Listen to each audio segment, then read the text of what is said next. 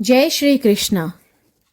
जैसा कि आप जानते हैं, हिंदू धर्मशास्त्रों में पूर्णिमा तिथि को बेहद खास माना गया है। इस दिन चंद्रमा और लक्ष्मी जी की पूजा करने से पुण्य फलों की प्राप्ति होती है। ऐसे में सब यह सोच रहे हैं कि पुण्य फल की प्राप्ति के लिए इस साल की आखिरी पूर्णिमा कब पड़ रही है।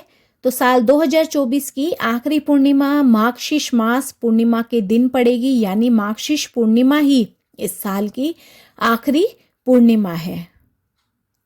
वैदिक पंचांग के अनुसार माघशीष मास की पूर्णिमा तिथि 14 दिसंबर को दोपहर 4:58 से शुरू होगी और इस तिथि का समापन अगले दिन यानी 15 दिसंबर की दोपहर 2:31 पर होगा।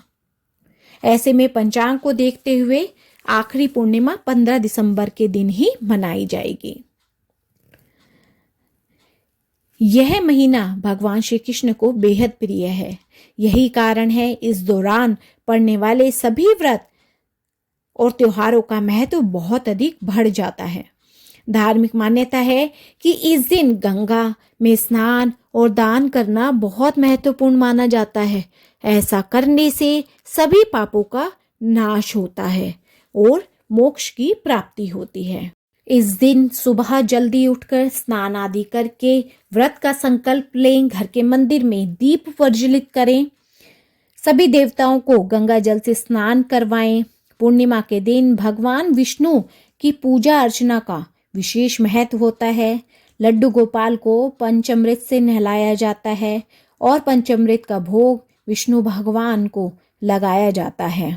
इस दिन विष्णु भगवान को तुलसी अवश्य चढ़ाई जाती है, क्योंकि बिना तुलसी के यह पूजा अधूरी मानी जाती है। और इस व्रत में चंद्रमा की पूजा का विशेष महत्व है, इसलिए उनकी पूजा की जाती है। तो अब हम करेंगे माघशीष मास की पूर्णिमा व्रत कथा।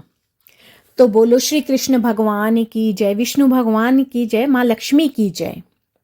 द्वापर युग में एक बार माता यशोदा ने अपने पुत्र भगवान श्री कृष्ण से कहा कि हे कृष्ण, तुम संसार के रचयिता और पालनहार हो। आज मुझे कोई ऐसा उपाय बताओ जिसे करने से स्त्रियों को सौभाग्य की प्राप्ति हो, साथ ही उनकी सभी मनोकामनाएं पूर्ण हो जाए। तब श्री कृष्ण ने कहा कि हे माता, मैं आपको एक अचूक उपाय विस्तार से बताता हूँ। स्त्रियों को सौभाग्य की प्राप्ति के लिए 32 पूर्णमासियों का व्रत करना चाहिए।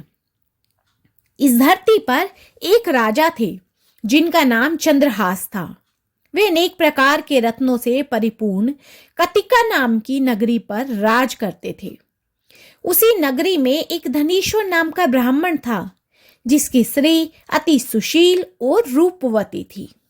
उस ब्राह्मण के घर में धन धान्य आदि किसी भी चीज की कमी नहीं थी, लेकिन उसके कोई संतान न होने की वजह से वह बहुत दुखी रहता था। एक दिन उस नगरी में एक तपस्वी आया।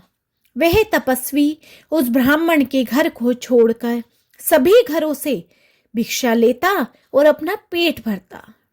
एक दिन तपस्वी भिक्षात्र को प्रेम पूर्वक खा रहा था कि ब्राह्मण धनीश्वर ने योगी को यह कार्य करते देख लिया। धनीश्वर योगी से कहे बिना रह न सके और उनको जाकर बोला, महात्मन, आप सभी घरों से भिक्षा लेते हैं, लेकिन मेरे घर कभी नहीं आते। मैं इसका कारण जानना चाहता हूं। मैं बहुत हैरान हूं। योगी ने कहा कि निसंतान के घर की भीख पतितों के अन्न के तुल्य होती है, और ऐसे में जो भी पतितों का अन्न खाता है वह भी पतित हो जाता है। चूंकि तुम निसंतान हो, इसलिए मैं तुम्हारे घर की भिक्षा नहीं ले सकता। योगी की इस बात से धनेश्वर को बहुत दुख हुआ और वह योगी के पैरों पर गिर गया। कहने लगा कि हे महाराज, कृपा करके मुझे पुत्र प्राप्ति का उपाय बताएं। मैं पुत्र न होने के कारण बहुत दुखी हूँ। सब कुछ होते हुए भी मैं खुश नहीं हूँ। आप मेरे इस दुख को दूर करने का उपाय बताएं।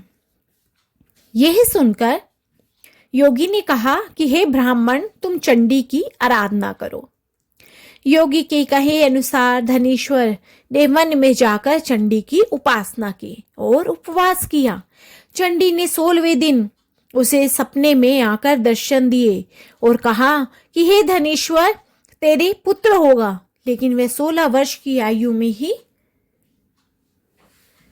मृत्यु को प्राप्त हो जाएगा। लेकिन यदि तुम दोनों स्त्री पुरुष 32 पूर्णमासियों का व्रत करोगे तो वह दीर्घायु को प्राप्त होगा। प्रातःकाल तुम्हें उस स्थान के समीप ही एक आम का वृक्ष दिखेगा। उस पर चढ़कर एक फल तोड़कर शीघ्र ही अपने घर आ जाना और वह फल अपनी स्त्री को खिला देना। ऋतु स्नान के बाद वह स्वच्छ होकर भगवान शंकर का ध्यान करके उस फल को खा लेगी। तब शंकर भगवान की कृपा से उसको गर्भ हो जाएगा। धनेश्वर ने ठीक वैसा ही किया और उसकी स्त्री गर्भवती हो गई। देवी जी की असीम कृपा से उन्हें अत्यंत सुंदर पुत्र की प्राप्ति हुई, जिसका नाम उन्होंने देवीदास रखा। दुर्गा जी की आज्ञा अनुसार उसकी माता ने 32 पूर्णमासी का व्रत रखना प्रारंभ कर दिया। 16वां वर्ष लगते ही देवीदास के माता पिता को चिंता होने लगी कि कहीं उनके पुत्र की मृत्यु ना हो जाए। धनेश्वर ने देवीदास के मामा को बुलाया और कहा कि देवीदास 1 वर्ष तक काशी में जाकर विद्या अध्ययन करे, ऐसी हमारी इच्छा है। इसके साथ तुम चले जाओ और 1 वर्ष के बाद इसको वापस ले आना। इस तरह देवीदास को एक घोड़े पर बैठाकर अपने मामा के साथ काशी भेज दिया गया। धनेश्वर ने अपने पुत्र की दीर्घायु के लिए भगवती दुर्गा की आराधना और पूर्णमासी का व्रत करना शुरू कर दिया। इस प्रकार बराबर 32 पूर्णमासियों का व्रत पूरा किया। कुछ समय बाद मामा और भांजा किसी नगर में रात बिताने के लिए ठहरे हुए थे। उस दिन एक गांव में एक ब्राह्मण की कन्या का विवाह होने वाला था। जिस धर्मशाला में वर और उसकी बारात ठहरी थी, वहीं देवीदास और उसकी मामा भी ठहरे हुए थे। संयोग से कन्या को तेल आदि चढ़ाकर मंडप आदि का कृत्य किया गया, पर जो वर था वह एक आंख से काना था। अब वर के पिता की नजर देवीदास पर पड़ी। उन्होंने सोचा कि ये मेरे पुत्र जैसा ही सुंदर है, मैं क्यों न चुपचाप ही उस कन्या का लगन इससे करा दूं और बाद में विवाह के अन्य कार्य मेरे लड़के के साथ हो जाएंगे और बहू को ब्याह कर मैं ले जाऊंगा। ऐसा सोचकर वर का पिता देवीदास के मामा से जाकर बोला कि तुम थोड़ी देर के लिए अपने भांजे को हमें दे दो। अब जब मामा ने वर पक्ष की बातें सुनी तो वह भी देवीदास के साथ विवाह के लिए तैयार हो गया। अब देवीदास के साथ उस कन्या का विवाह संपन्न हो गया। अब जाते जाते वर ने वधू के पल्लू पर लिख दिया कि मैं तेरा पति हूं, पर तेरे को और किसी के साथ विदा करा जाएगा। अब जब बाद में वधू ने अपने पल्ले पर यह लिखा हुआ देखा तो वह बेचैन हो गई थी, पर तब तक देवीदास और उसका मामा काशी के लिए निकल गए थे।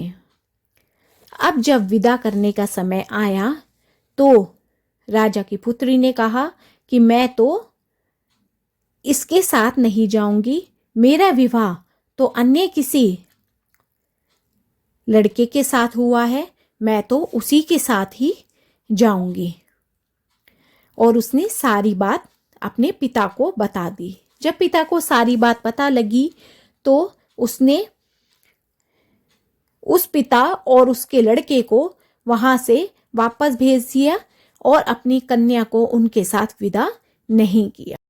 अब देवीदास अपने मामा के साथ काशी चला गया। कुछ समय बाद काल से प्रेरित होकर एक सर्प रात्रि के समय देवीदास को डसने के लिए आया, परंतु व्रत के प्रभाव से वह उसको काट न सका, क्योंकि पहले ही उसकी माता ने 32 पूर्णिमा का व्रत पूरा कर लिया था। इसके बाद मध्याह्न के समय स्वयं काल वहां आकर देवीदास की शरीर से उसके प्राणों को निकालने का प्रयत्न करने लगा, जिससे वह मूर्छित होकर पृथ्वी पर गिर पड़ा। उसी समय पार्वती जी के साथ शंकर जी भी वहां आ गए। उन्होंने मूर्छित दशा में जब देवीदास को देखा तो पार्वती जी ने शंकर से कहा कि हे महाराज, ये वही बालक है जिसकी माता ने 32 पूर्णमासी का व्रत किया था, जिसके प्रभाव से उसका मृत्यु दोष कट गया है। भवानी के कहने पर भगवान शिव ने उसको प्राणदान दे दिए। उधर उसकी स्त्री उसकी प्रतीक्षा कर रही थी। जब 16 वर्ष व्यतीत हो गए तो देवीदास भी अपने मामा के साथ काशी से चल दिया और वो कुछ दिन बाद अपनी पत्नी के पास ही पहुंच गया, क्योंकि वो उसी जगह उसी गांव में रुककर यज्ञ करा रहे थे और गरीबों को भोजन करा रहे थे। अब लड़की ने अपने दूल्हे को पहचान लिया। अब उसके पिता ने भी वर वधू को खूब धूमधाम के साथ विदा कर दिया। श्री कृष्ण भगवान कहने लगे कि इस प्रकार धनेश्वर द्वारा 32 पूर्णिमाओं का व्रत रखने से उसके पुत्र को लंबी आयु की प्राप्ति हुई। अतः जो भी स्त्रियां ये व्रत रखती हैं उन्हें जन्म जन्मांतर में सौभाग्य की प्राप्ति होती है और घर में सुख समृद्धि आती है, बरकत आती है। यह व्रत पुत्र पोत्रों को देने वाला तथा संपूर्ण मनोकामनाओं को पूर्ण करने वाला है।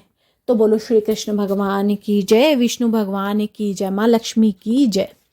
तो फ्रेंड्स, आपको मेरी ये वीडियो पसंद आई हो तो मेरी वीडियो को ज़्यादा से ज़्यादा लाइक, शेयर एंड सब्सक्राइब कीजिए और कमेंट में ओम नमो भगवते वासुदेवाय नमः अवश्य लिखें। बोलो जय श्री कृष्ण।